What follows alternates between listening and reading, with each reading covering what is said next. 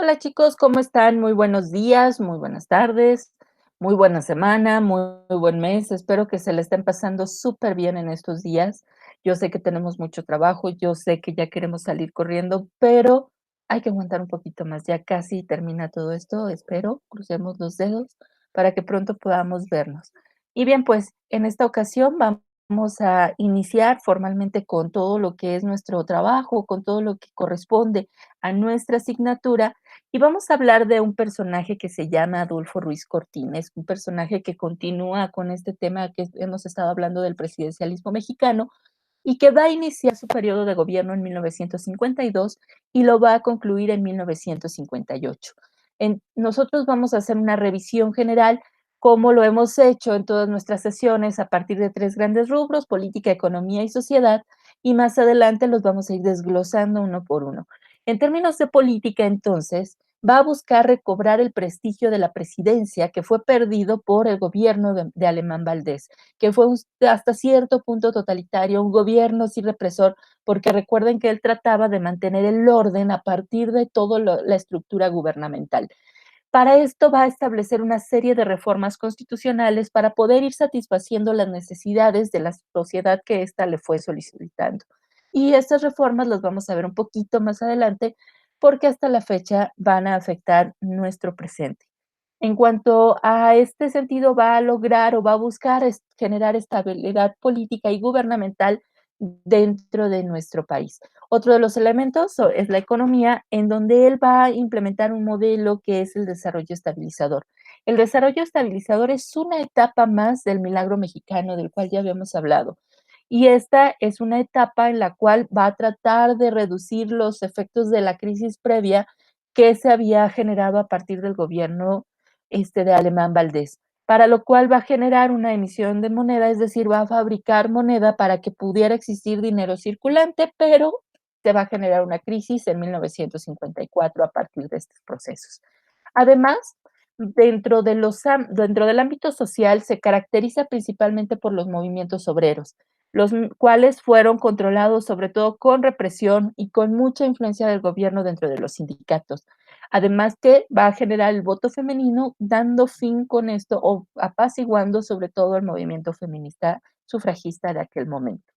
Entonces, entrando en materia, vamos con la parte política de nuestro trabajo y bueno, vamos en términos muy generales a mencionar que atendió todas las demandas sociales que le fueron posibles para poder tratar de garantizar esa estabilidad social que se tendría que generar en nuestro país.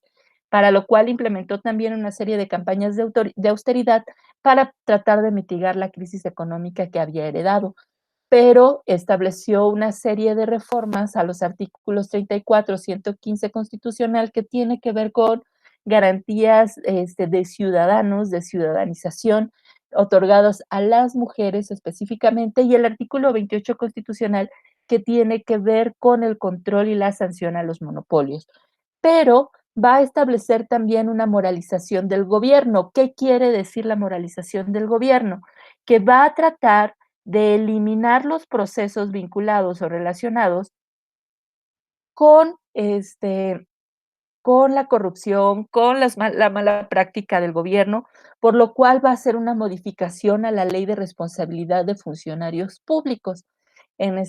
También va a generar estabilidad política y control sobre el aparato gubernamental, al igual que su antecesor, tratando de controlar y de manejar los aparatos gubernamentales de cada uno de los estados de la República.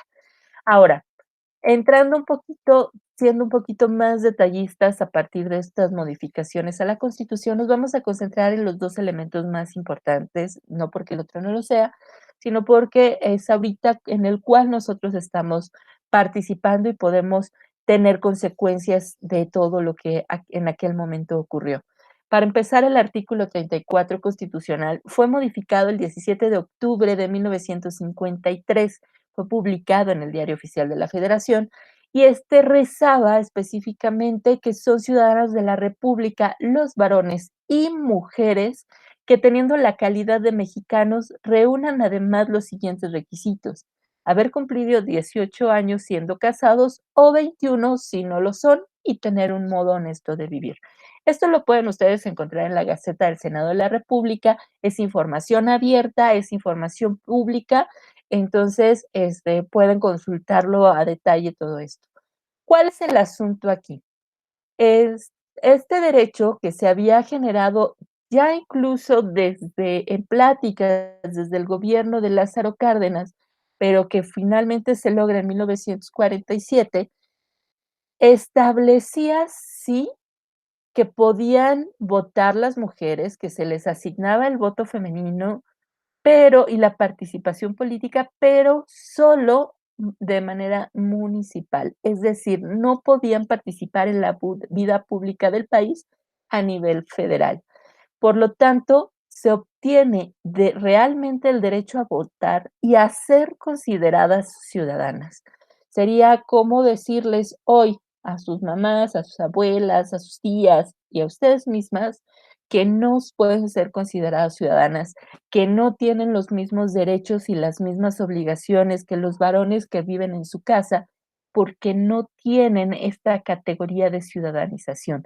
A partir de 1953, cuando entra en vigor esta modificación al artículo 34 constitucional, entonces se garantiza la libertad y la igualdad, tanto jurídica como de participación a las mujeres. Y esto se concreta el 3 de julio de 1954, cuando las mujeres de México finalmente salieron a votar por primera vez para elegir al Congreso de la Unión, es decir, para elegir a diputados federales. Y ahora vamos con la modificación del artículo 115 constitucional. El 12 el 12 de febrero de 1947 se publica en el Diario Oficial de la Federación el derecho de las mujeres de votar y ser votadas en igualdad de condiciones que los varones en elecciones municipales. Esto ya lo habíamos mencionado. Pero vuelvo a lo mismo, es solamente para elecciones municipales.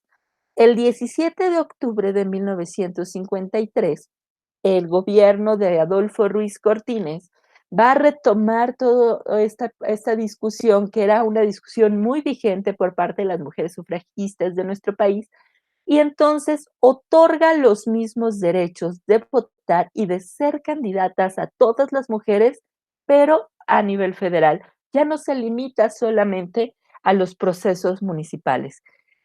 Como consecuencia de esto, hoy en nuestro país existen 563 alcaldías que son gobernadas por mujeres, incluidas las alcaldías de la Ciudad de México. Pero, ¿quiénes son todas estas mujeres? Estas mujeres son quienes abrieron la puerta a que existan estas alcaldesas, pero que existan también diputadas, pero que existan también senadoras y gobernadoras de la República. Y vamos entonces a avanzar en este sentido con cada una de ellas. Muy bien. Tenemos a Elvia Carro Puerto. Elvia Carro Puerto fue la primer diputada mexicana de nuestro país y fue fundadora de la primera organización femenina campesina en 1912.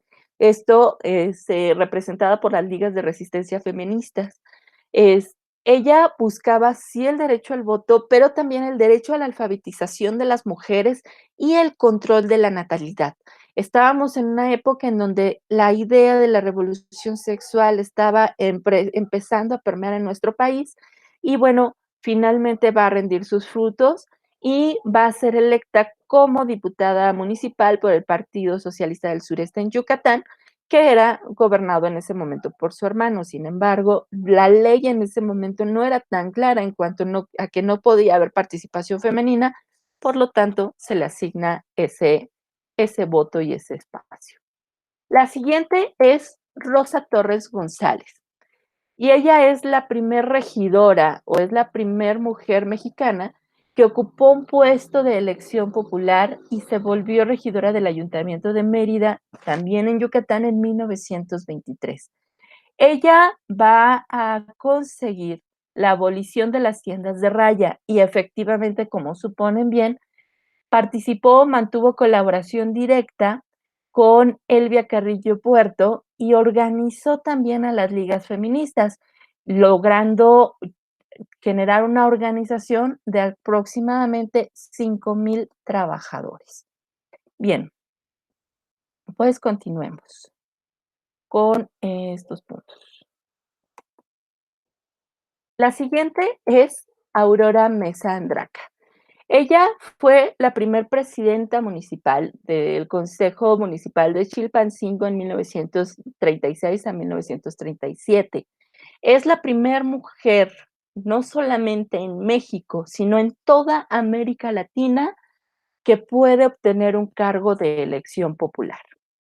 La siguiente es esta mujer que es Gisela Álvarez de la Piedra. Y entonces, Gisela Álvarez, perdón, ella fue senadora electa por el estado de Jalisco en 1977. Fue postulada por varios partidos, entre ellos el PRI y el Partido Socialista, para poder ser la gobernadora de Colima. Ganó con más de 50,000 votos, frente a Salgado Aguilar del Partido Acción Nacional. La siguiente de nuestras representantes es Rosario Ibarra de la Piedra, que es la primer candidata presidencial en nuestro país. Ella fue candidata por primera vez al gobierno federal en 1982, pero ella inicia su carrera política a partir de 1975, específicamente el 18 de abril, cuando su hijo desaparece, después de ser acusado de pertenecer a la Liga Comunista del 23 de septiembre. Para esto va a fundar el Comité Pro Defensa de los Presos, Perseguidos, Desaparecidos y Exiliados Políticos en México, del cual van a desprenderse muchas otras organizaciones civiles en defensa de los derechos políticos y sociales de muchas de las personas que están privadas de su libertad. Además, en 1979 va a promover y va a crear el Frente Nacional contra la Represión. No solamente en 1982 fue cuando fue candidata, sino que también fue candidata en 1989 por el Partido Revolucionario de los Trabajadores. La siguiente es Eufrosina Cruz. Ella es la primera mujer indígena presidenta del Congreso de Oaxaca. Ella es muy importante en este proceso porque aunque ya es de este milenio, en el 2007 va a contender y va a ganar, pero las autoridades de su comunidad desconocieron su triunfo alegando que no entraba dentro de los usos y costumbres. Todo el 2008 se trató de una lucha política por los derechos por los derechos electorales, por los derechos políticos, que mujeres muchos años atrás ya habían peleado y que ya se habían conseguido y que se evidencia a partir del 2007 que las mujeres indígenas de nuestro país vivían en un México distinto. Por eso es tan importante la participación de Eufrosina. Ella sale muy bien. En el 2010 va a ser postulada como diputada local por el Partido Acción Nacional, por el Partido de la Revolución Democrática y por el Partido del Trabajo y Convergencia, en donde resultó electa. Esta gran alianza que se generó entre estos partidos políticos que parecía prácticamente indestructible va a hacer efecto para ella. Entre el 2010 a 2012 se desempeñó como coordinadora nacional de asuntos indígenas del PAN, fue diputada plurinominal y actualmente es diputada local en Oaxaca, este estado que le negó sus derechos. Tenemos a otra panista, bueno, ya no es panista, a Margarita Zavala, que fue la primer candidata independiente a la presidencia de la República. Ella renuncia al Partido Acción Nacional el 6 de octubre del 2017 para poder presentarse como una candidata independiente, puesto que ella desde el 2015 había mostrado sus aspiraciones o sus intenciones de pertenecer y de aspirar a la primera magistratura de la República, pero de su partido no recibió tanto apoyo por ser la primera dama del país en el sexenio de Felipe Calderón.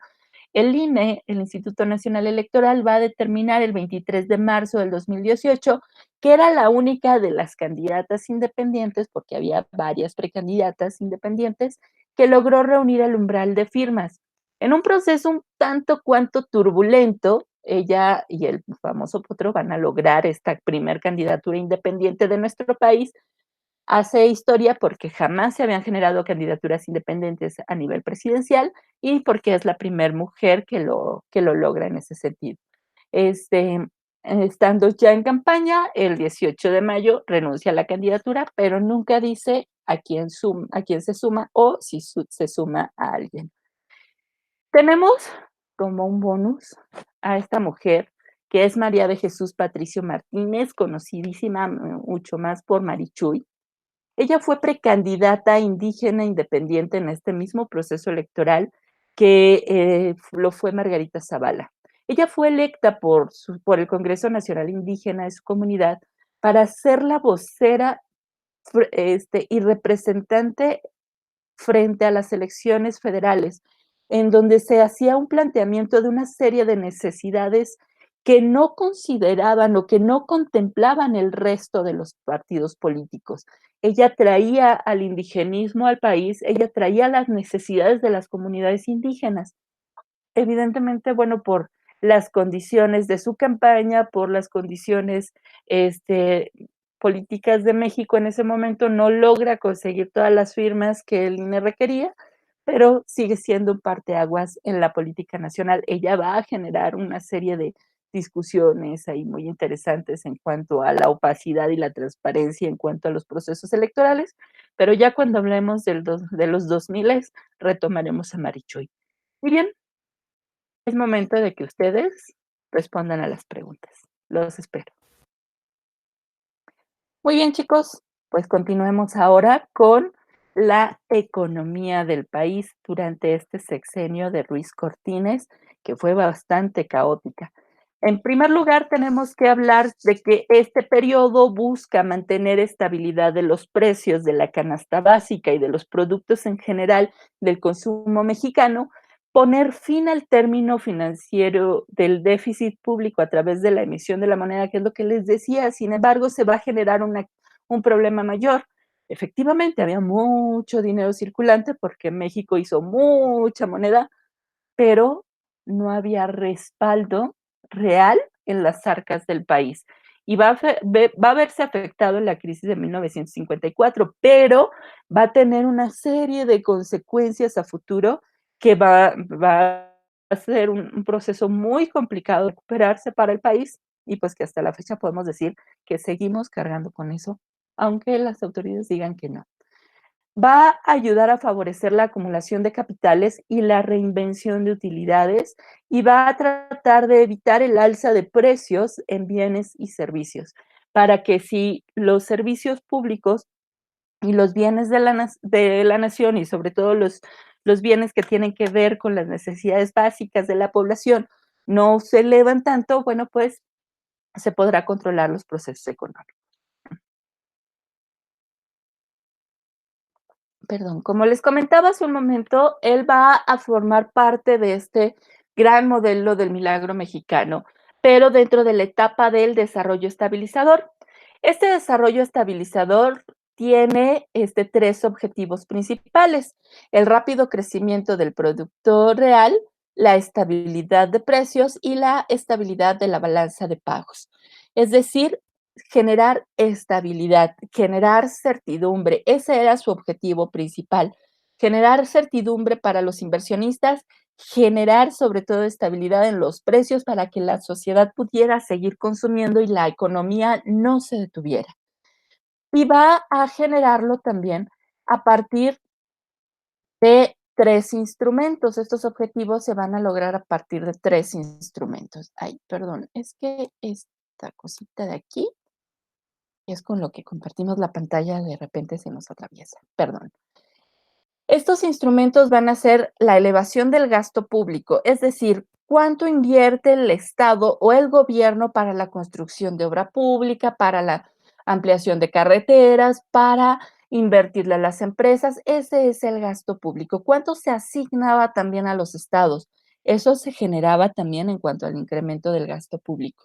El control de la cantidad de dinero mediante el mecanismo de depósito legal en el Banco de México, que llegó un poco tarde, y el endeudamiento externo. Él empezó a pedir mucho dinero, que hizo que las crisis o las deudas externas, perdón, de nuestro país se volvieran impagables, porque después de él le siguieron todos los demás. Él les enseñó el caminito. Entonces, vamos con los resultados de esa parte relacionado con los procesos económicos.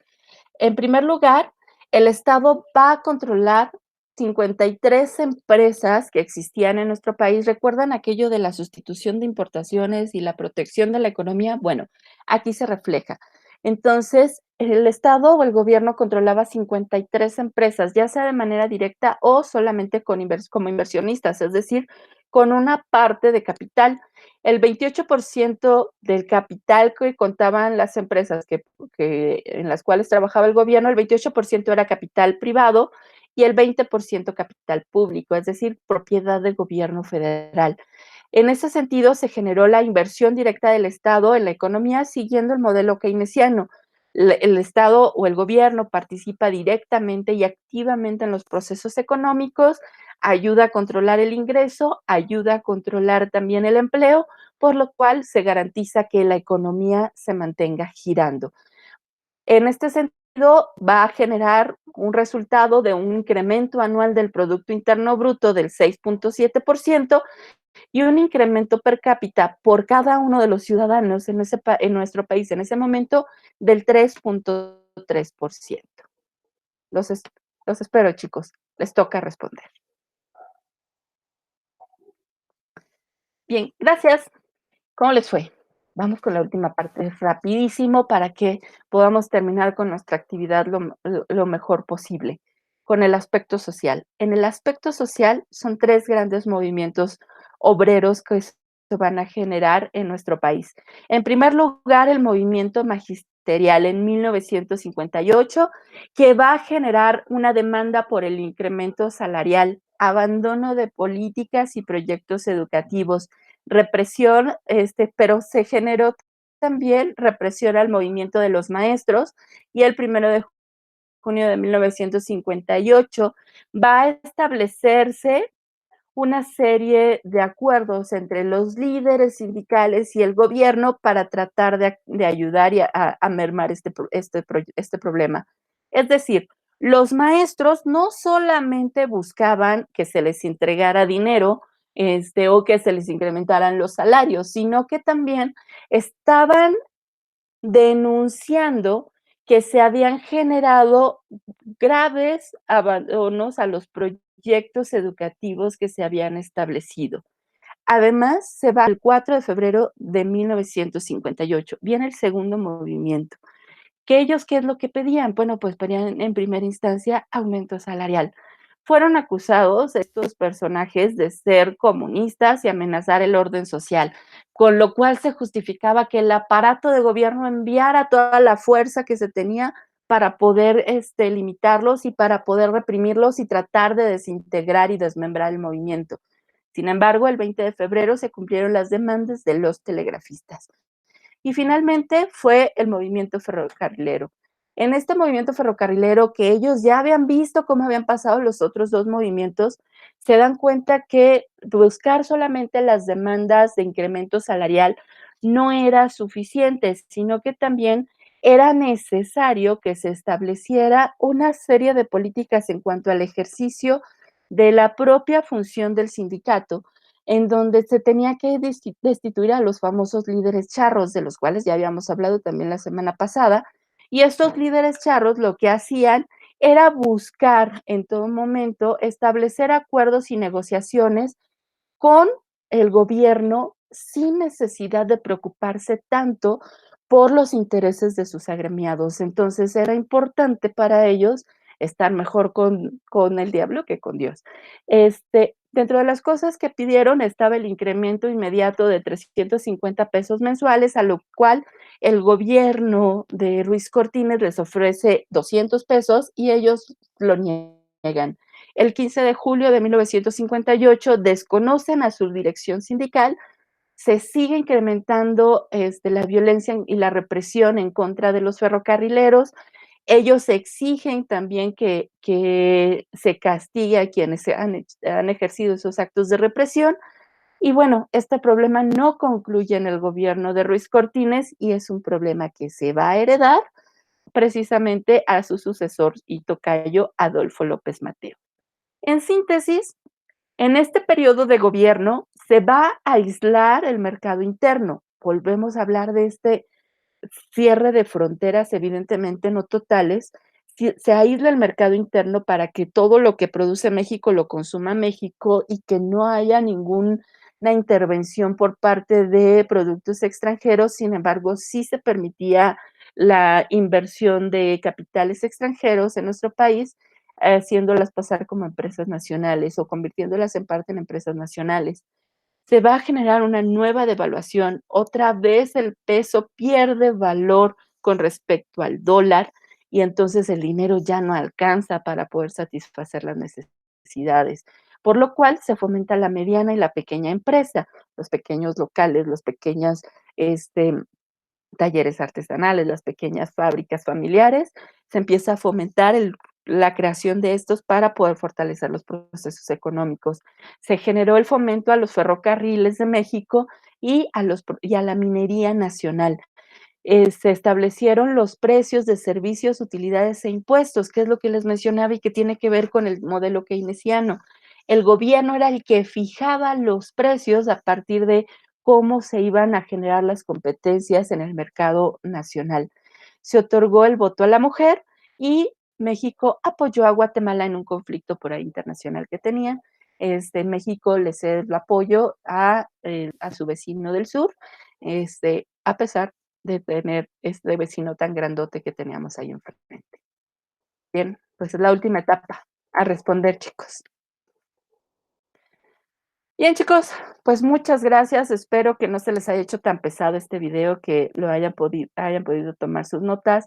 Les dejo, como siempre, ya saben, la presentación y el video original para que cuando terminen la actividad y necesiten hacer algún repaso por ahí, bueno, pues tengan el material de apoyo para que lo puedan solicitar.